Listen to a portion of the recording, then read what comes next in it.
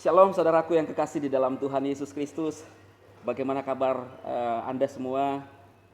Saya berharap Pastor DHI dan bersama saya seorang yang luar biasa, Pastor Joshua Teu. Ya, Bagaimana kabar Pastor? baik, Pastor Demas, shalom. Senang sekali bisa bersama dengan orang-orang hebat ini, Pastor Tuhan. Demas dengan Pastor Yohanes Yap, ya, Iya, puji di channel DHI, Pastor ya, DHI. Pastor Pastor DHI DHI dan Pastor Yohanes Yohanes Yap, ya.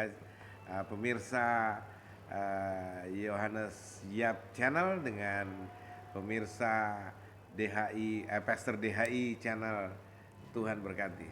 Yes, dan ada juga Pastor Yohanes dan kita akan berbincang seputar pelayanan ya.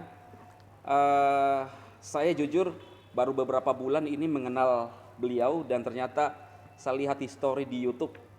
Kalau orang bilang bahwa dia punya sepak terjang yang luar biasa, memberikan pengaruh yang sangat positif khususnya menyampaikan firman Tuhan kepada kekristenan di Indonesia, saudaraku. Nah, dan kesempatan yang luar biasa bisa ketemu dengan beliau kemarin pelayanan di HS Makassar ya, tetapi belum sempat ketemu dan hari ini punya waktu bisa ketemu. Kita akan berbincang-bincang Ada di Hotel Hotel MGH. MGH. Iya. Terima kasih, Pastor. Mungkin ada pertanyaan dari Pastor Yohanes dulu ke Pastor Joshua Teu. Oh iya, Pastor, hari-hari ini kan lagi marak-maraknya dalam dunia per-YouTubean, dalam media sosial, ada banyak orang-orang Kristen, apalagi mereka yang menyandang gelar hamba-hamba Tuhan, lalu mereka saling serang satu dengan yang lain. Nah, menurut Pastor Joshua Teu, bagaimana pendapat Pastor mengenai perihal ini? Apakah ini oke atau tidak? Pertama yang mesti ditegaskan Pastor Pastor Dema bahwa tidak semua orang yang ber-YouTube itu adalah YouTuber. Kayak saya ini, saya tidak mau dibilang YouTuber sebenarnya. Saya ini kontenis, ya. Jadi karena YouTubernya adalah putra saya, tim saya ada timnya yang punya channel itu, walaupun pakai nama sekolah Kalam Kristus, karena Sekolah Tinggi Alkitab Kalam Kristus etalasenya itu channel Kalam Kristus.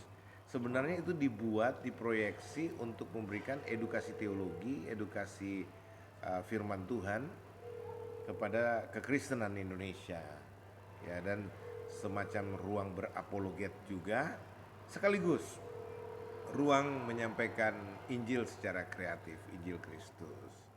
Nah, kenapa saya tidak mau dikatakan YouTuber? Karena saya juga merasa bersalah kalau saya bilang YouTuber, karena saya buta banget dengan technical, bagaimana ber-YouTube, pengelolaan studio dan iya, lain-lain. nanti saya curi kemuliaan para ahli tuh. Ya. Jadi saya ini hanya diminta untuk menjadi narasumber. Iya, iya. Terus mereka minta bikin konten materi ini, Pak, gitu. Terus undang tamunya, kan katanya saya banyak kenalan tamu-tamu, ya, pejabat-pejabat. Kebetulan ya Puji Tuhan. saya mendapatkan anugerah punya beberapa teman lah, nggak banyak juga, orang-orang yang notabene punya jabatan di negeri ini. Ya, kalau melihat prestasi belum banyak sih dibuat, cuman ada firman Tuhan yang bilang begini, Pak Dema,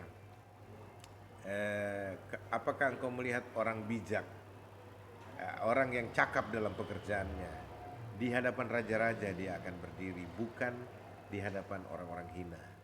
Contoh. Jadi saya kalau kita bicara pendeta punya karir suksesi, ya, pertama dia mendapatkan pengakuan sinodal, toh, ya, oke lah. Lalu kemudian ada semacam pengakuan prestasi pelayanannya, apa itu gereja yang dibuka, yang digembalakannya. Kalau kita bicara, ada lagi saya ketua sekolah misalkan, ketua STT, Sekolah Tinggi Alkitab Kalam Kristus Jakarta. Terus pelayanan saya kemudian meningkat, masuk. Saya kebetulan di jajaran sinode banyak inilah, ya, tapi saya nggak mau bicara lagi sinode lama saya, karena saya saat ini lagi independen.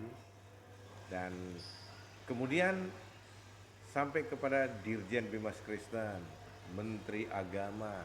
Nah, ini teman-teman nih, Dirjen Bimas Kristen Pak Profesor Thomas Tenturi. Nah, ini sekarang mantan ya. Terus LHS Pak Lukman Hakim Saifuddin, Menteri Agama waktu itu. Dan mereka ini bukan sekedar teman, mereka suka datang ke tempat saya, mereka bisa ngobrol, share, dan kami duduk berdiskusi banyak hal untuk kekristenan misalkan. Sampai saya masuk kepada jenjang yang lebih tinggi, presiden misalkan. Saya udah bertemu dengan presiden. Ya, Wow, luar biasa. Jokowi ya. ya, itu dalam rangka karena saya punya pekerjaan. Kalau bukan karena pekerjaan melayani Tuhan, menjadi pengajar atau menjadi seorang teolog atau menjadi seorang gembala, ya mungkin saya nggak bisa bertemu sama top pimpinan di Indonesia ini. Bagi Intinya- saya itu prestasi. Intinya kita berpengaruh untuk kekristenan ya. Amin, amin. Untuk membangun orang-orang Kristen yang ada di bangsa ini ya, Pastor. Betul, Pastor Dema. Tapi ada juga orang sinis berkata, nggak usah pakai jargon-jargon karena kenal banyak orang penting katanya kan. Dan nggak usah, itu nggak berlaku di zaman sekarang katanya. Lah, saya bilang bukan jargon itu. Iya. Itu jejak prestasi, Yes. jejak pelayanan kita.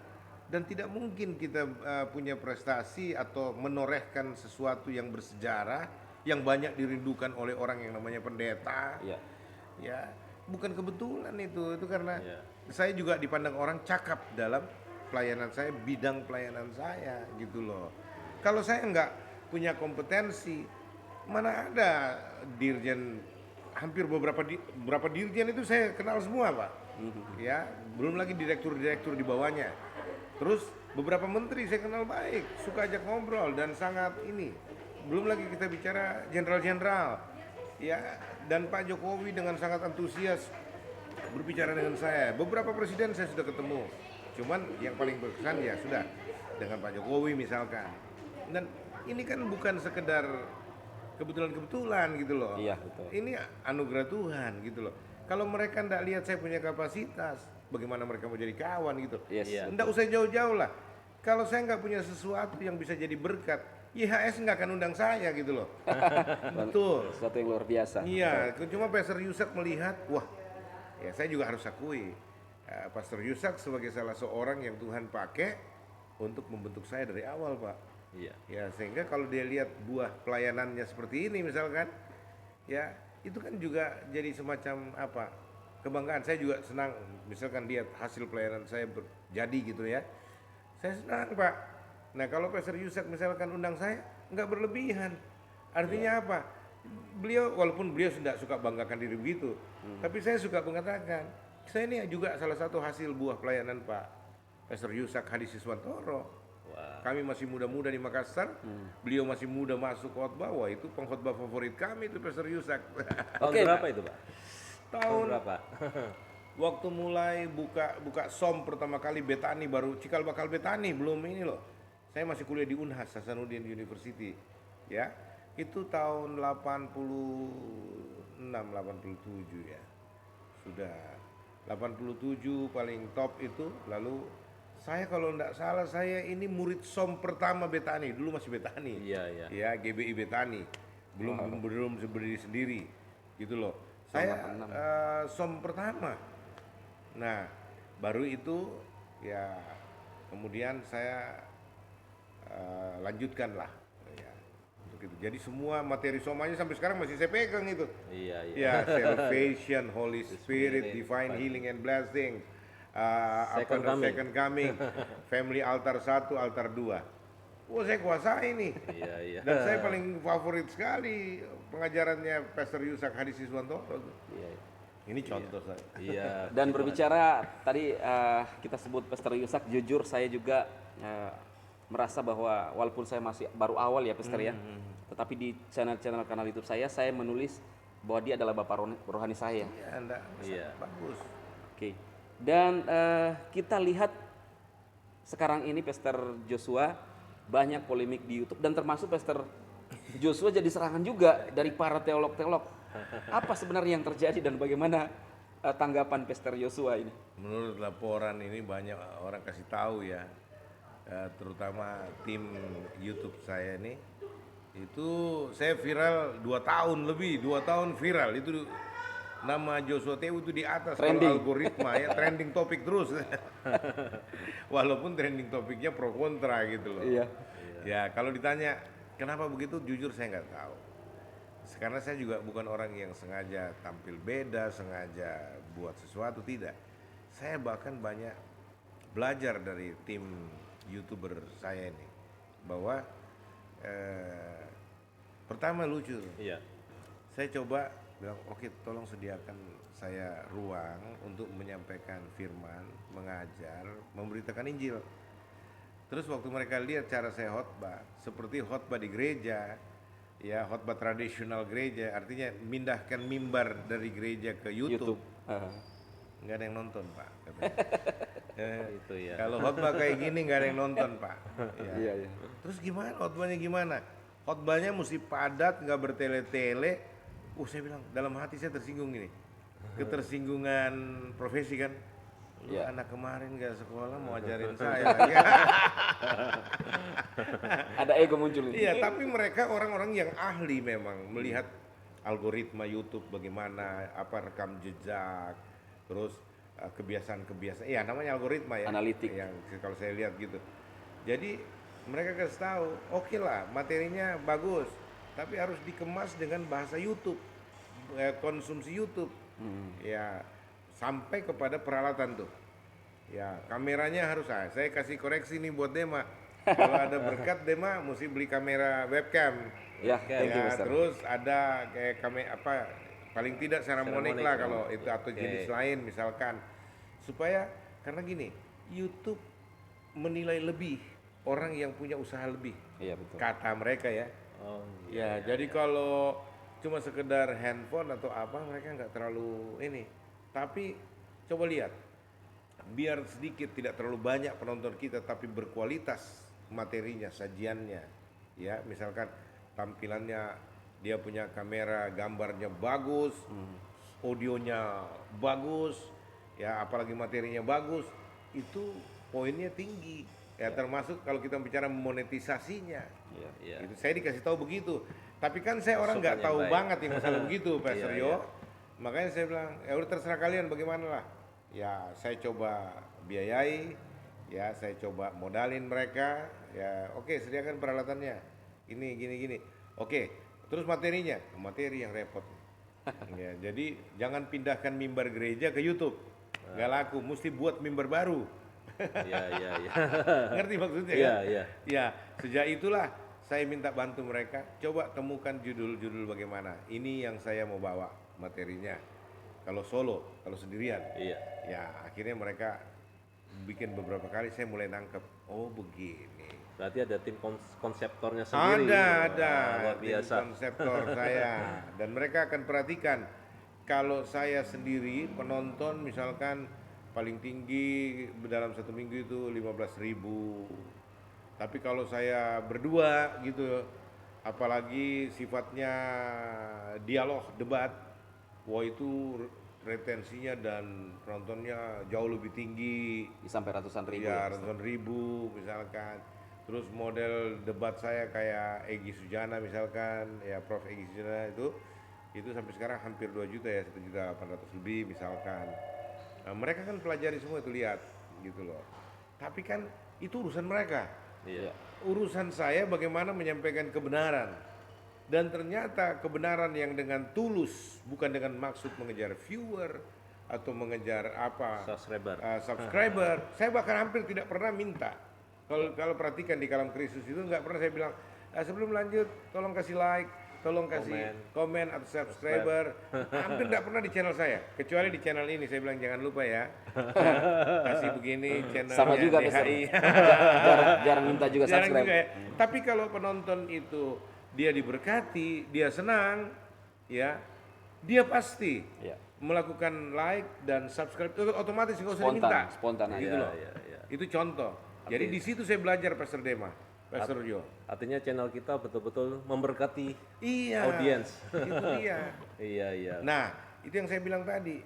Karena saya tulus menyampaikan kebenaran, lalu kemudian jadi polemik, ya.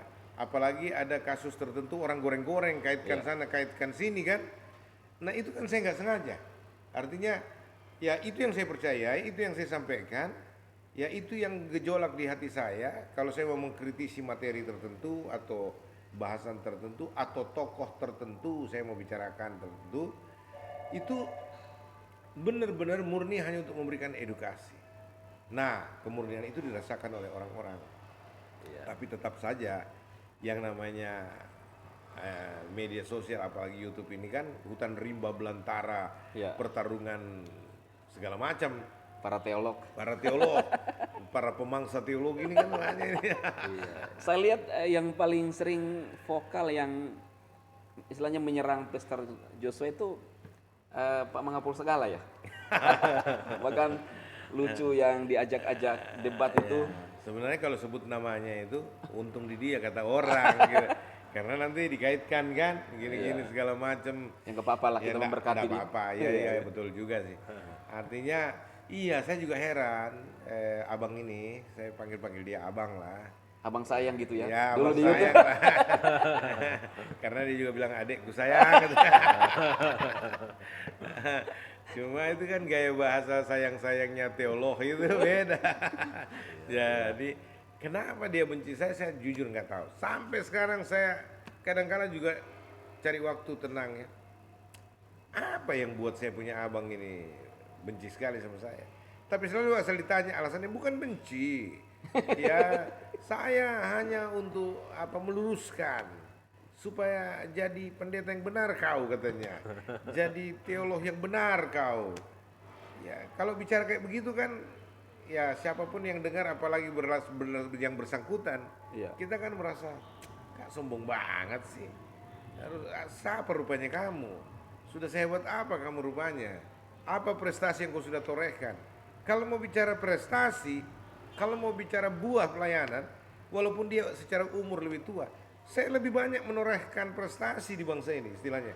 Ada banyak karya saya, kontribusi saya buat negara.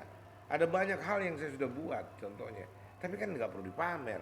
Orang akan sendiri melihat. Dia teliti rekam jejak saya. Contoh nih, Pak Rudi Pan Layar Teologi. Itu saya nggak pernah minta, saya bahkan jarang komunikasi sama beliau. Kecuali pernah hal tertentu saya minta tolong dengan segala kerendahan hati, minta ganti thumbnail YouTube-nya. Karena thumbnail yang dia buat itu mengusik anak perempuan saya, keluarga saya. Karena ada thumbnail yang dulu agak